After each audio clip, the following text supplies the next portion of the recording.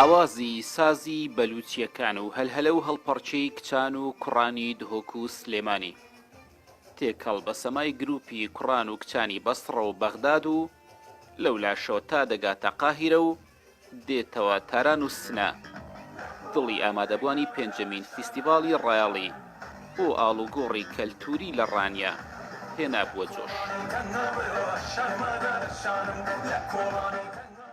فیستیڤاڵەکە دروشمی ئاشتی و ژیان دۆستی هەڵگرتووە و مەبەست لێی ئاڵوگۆڕی کەلتوری و هونەری و ڕۆشنبیری گەلانی جۆرا و جۆرە.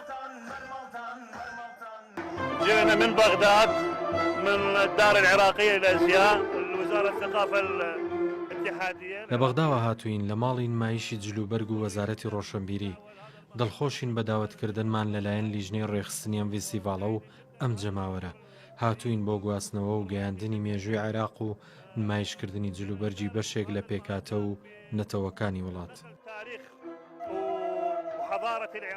ئەم فستیڤالە پارژی ئەم حاضر بوون و ئەڤ جارات دوێ ئەم حاضر دەبن مە تشتن کولتوری عفرینی ئەم خۆش خەلکی عفرینێمە و تیپێمە هەموو خەلکی عفرینەیە ئەم کولتور و عفرینێ ئەم پێشکەشی خەلکی خۆی ڕانیا و کوردستانە باشوور دەکەن. گروپی هونەری بەسڕا یەکێکی تر لەو گروپە بەشدارانە بوو لە شەوی یەکەمی فیستیڤاڵەکە چەند چالاکێکیان پێشکەش کرد. ئەوان ڕانی و بەسڕەیان بە بەشێک لە یەکتری دەزانی.